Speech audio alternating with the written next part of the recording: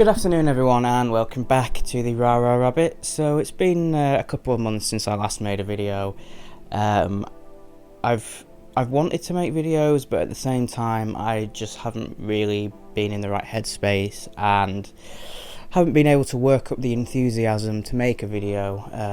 And considering that I'm sort of not particularly enthusiastic at the best of times, you can only imagine what those attempts were like. So quite a lot has happened over the last couple of months and I wanted to talk about it sooner, but again just didn't really feel like I was in the right headspace, and I wanted time to really think about what it was that I wanted to say on this topic. So as you all know, I've had various mental health issues throughout my life, and it's been something that I haven't really had much clarity on, even though I've been in and out of mental health services since I was like 13, 14.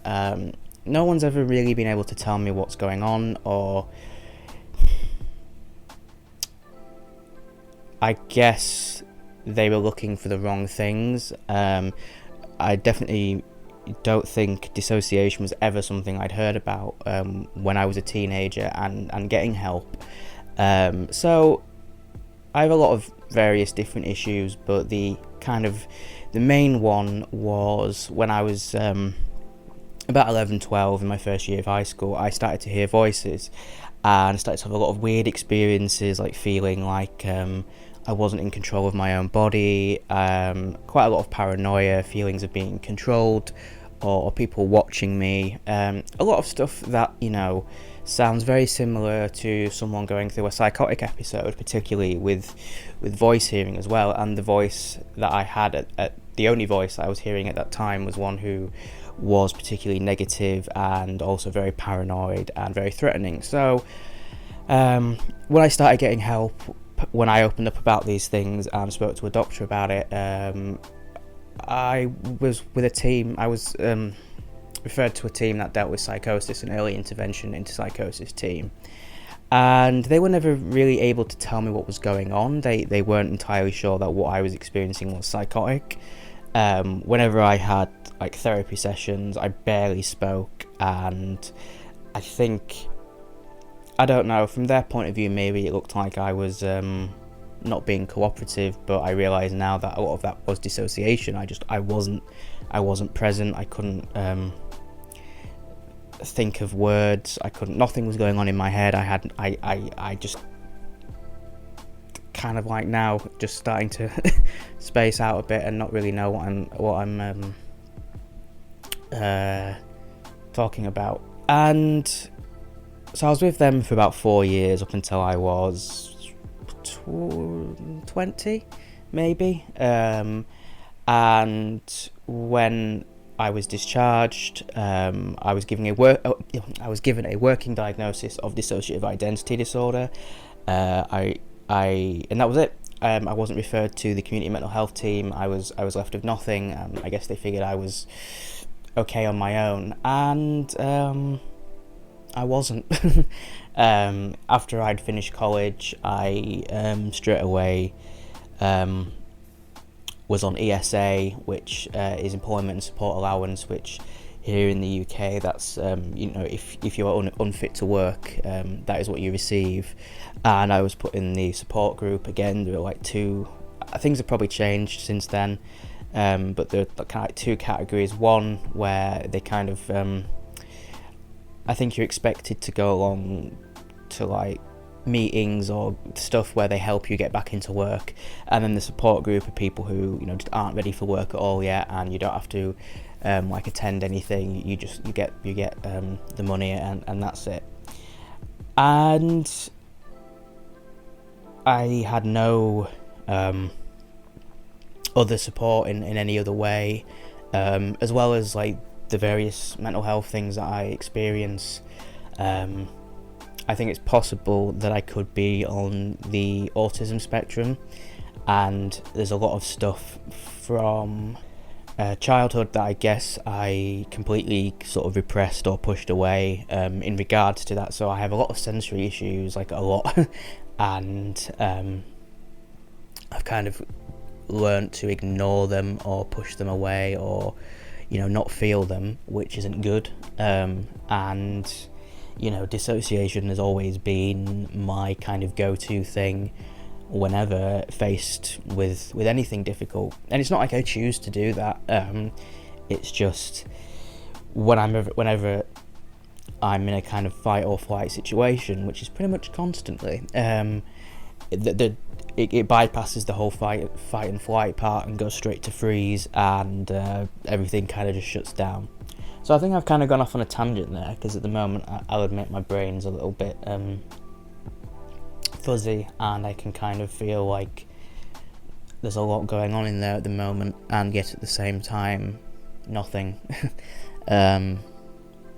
So anyway, after having all of these kind of issues and having sort of very little support at all throughout my 20s, and kind of feeling like a little bit like I'm falling behind in life, because I'm still living at home, I'm still on ESA, just kind of feel like everybody else my age is working, for one thing, or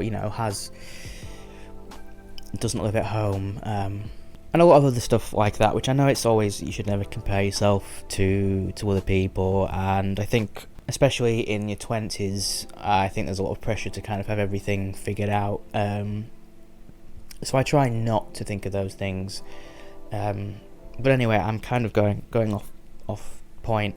So after having a working diagnosis of DID, and kind of, I never really pursued it, because for one thing, DID is still kind of seen as very controversial. There's still a lot of people who don't believe it exists. The information that's out there just isn't accurate, and I guess a lot of people aren't going to know anything about it because they aren't exposed to it. I think particularly when it comes to getting a diagnosis as well, it's very difficult because, again, just not a lot of people know a great deal about it, and there aren't a lot of people who are able to really diagnose it. So what I ended up doing last year was getting in touch with the Pottergate Centre, which is a trauma centre in Norwich. I think it's in Norwich. And asking them about getting an official diagnosis and how to go about that. So me and my GP, we applied for funding to get the assessment and everything funded, because I didn't have the money to do it privately, and thankfully that funding came through, and I was able to have a proper assessment, and at the end of all of that, I got my official diagnosis of dissociative identity disorder. Now, it's been about 2 months since that, I think, and I'm not really sure what I feel or how I feel about it. I think on the one hand it's given me a bit of confidence, and it's also it's just very validating to know that everything that I've experienced is real, because there's one thing that I've noticed with a lot of people who suffer from a dissociative disorder. It doesn't necessarily have to be a dissociative identity disorder, just any sort of dissociative disorder, is that you do doubt yourself a lot, and it's very hard to really connect to what you feel as well. So there are plenty of times when I've just thought that I'm making this all up, I just need to stop, like this has gone on for far too long, just stop pretending, you haven't got other people in your head, you're fine, type of thing, which I know isn't true because I'm hearing these voices, I'm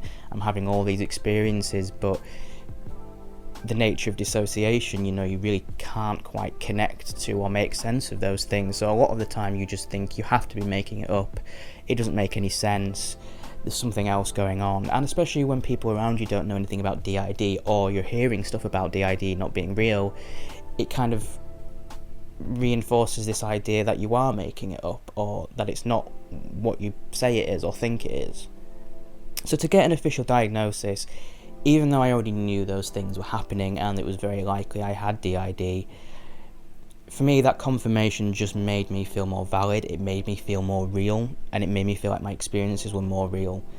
And yeah, so from there, I haven't had any more interaction with the Pottergate Centre. They were just, seeing me for the assessment to diagnose me, not necessarily to give me any more treatment or anything. I already have a therapist, and I was happy to continue working with her rather than, starting all over with another person. And as well as that, even though, my therapist isn't trained in this area, I feel like together we've, managed to figure a lot out. So I don't really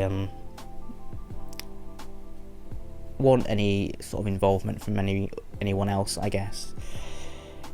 But as I was kind of saying earlier on in the video, you do feel a lot of, I don't know, I guess internalized ableism. And I know that's definitely something that I've carried with me for all of my life. Like I said, any kind of issues that I had when I was a kid, whether it was with sensory stuff or dissociating or just having being incredibly sensitive and having just a lot of various issues, I learnt to just shut up about it and push it away or internalize it. And not necessarily because people around me were telling me off for it. I think it was just more I saw how other people, like other kids who perhaps were on the spectrum or had some kind of learning disability or, had some sort of neurodivergence, you saw how other people treated them or reacted to them, and very rarely was it in a positive way. And I think kind of because I was very observant as a kid, I didn't really like interacting with people. I preferred to kind of be on the outside and watch how people interacted with each other, and kind of I don't know, that's just kind of what I did. So I think when I saw how other people kind of reacted to the kids who were different, it kind of made me think that I needed to hide all of my own stuff out of fear of being treated in a similar way.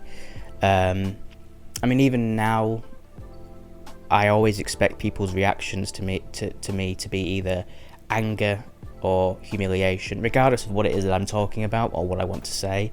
I'm scared to sort of talk about any of my feelings or anything because I'm expecting people to either humiliate me or be angry at me. And that's, a whole other thing for another day. But yeah, that's kind of how I've seen things. And there is a great deal of internalized ableism. Like, I push myself to do things that even normal people, for lack of a better word, would struggle with, and I put a great deal of pressure on myself. I'm not nice to myself at all, and I think a lot of that is trying to combat these feelings of internalized ableism, that I should be better, that somehow having these issues makes me weaker, or it means that I deserve less. Which, of course, I don't think these things of other people, and people who have got various issues. I don't see them as being less than. But for me, I do with myself, because I've internalized all of that, and I've seen all of these differences in myself, all of these things that I kind of deem as being not normal or weird. I've pushed that away and told myself that I can't be those things, because that would make me less human or weak, or lots of really horrible things that don't really make a lot of sense. And I know that it's not true, but that's just kind of how I've come to be. And so trying to accept DID, on the one hand, it's kind of taken some of the pressure off, because now I know for certain what is going on, and it's not my fault. And I have confirmation that my brain does work differently, so I guess maybe I've been easier on myself in a way, and I've kind of come to accept that this is how things are, and rather than trying to ignore it or get angry at myself for being how I am, just kind of slowly accepting it and knowing that it's okay, that this is how things are, and I will find a way of coexisting with everybody else, and not feeling like I deserve less or that I'm just a shitty person for how I am. So I've got a lot of ideas for videos, and I think once I kind of I don't know, give myself maybe a bit more time to work through things, then I'll be back to making videos. But yeah, that's just kind of what I wanted to talk about, to let you know that yes, I've officially been diagnosed, and I'm just kind of working through a lot of internal stuff. So thank you very much for watching, guys. If you got this far into the video, I really appreciate it. If you want to follow me on my social media accounts, they'll all be listed below as usual. And yeah, thank you very much for watching, guys. I've been Max, aka the Rara Rabbit. We'll see you in the next video.